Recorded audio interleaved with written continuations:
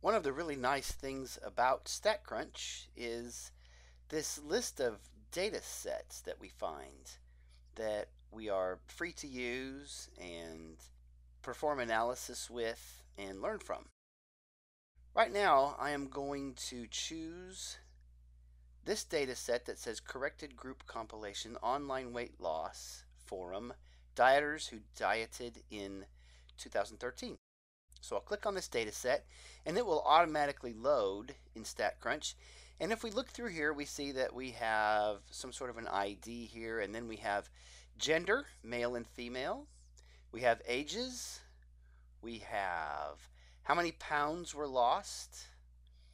Notice we have some positive and negative values, so indicating that some people actually gained weight. Then we have varying programs. We have MetaFast, Atkins, Weight Watchers, Jenny Craig, and then we have some that are listed other, so some that were not any of these popular ones that are listed. And what I'm going to do is I'm going to construct some box plots. And we're going to construct what are called parallel box plots that will sit right next to each other and scaled on the same horizontal axis so that we can compare the two data sets side by side. So I'm going to click Graph, Box Plot. I'm going to select Pounds Lost. I'm going to select Group by, first, gender. Let's look at the differences between men and women in this data set. I would like for these box plots to be laid out horizontally. They can be laid out vertically or horizontally.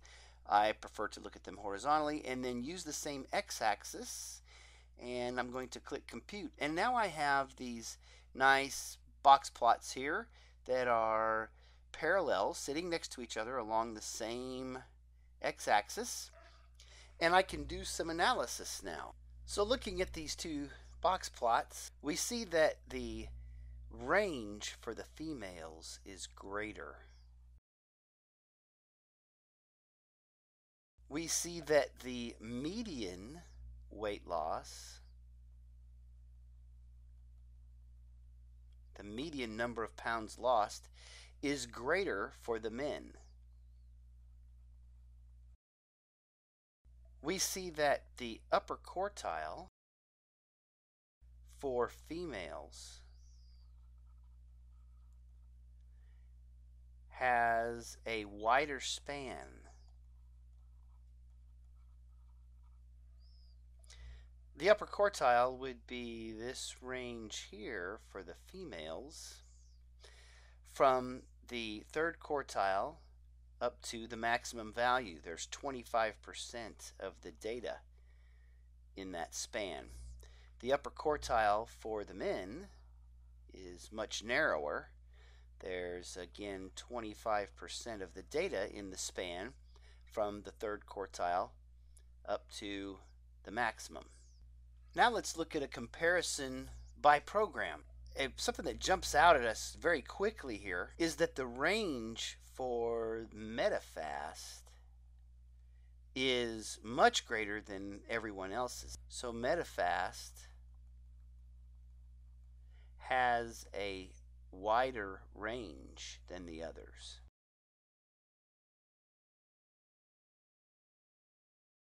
We also notice that it has a greater median than the others.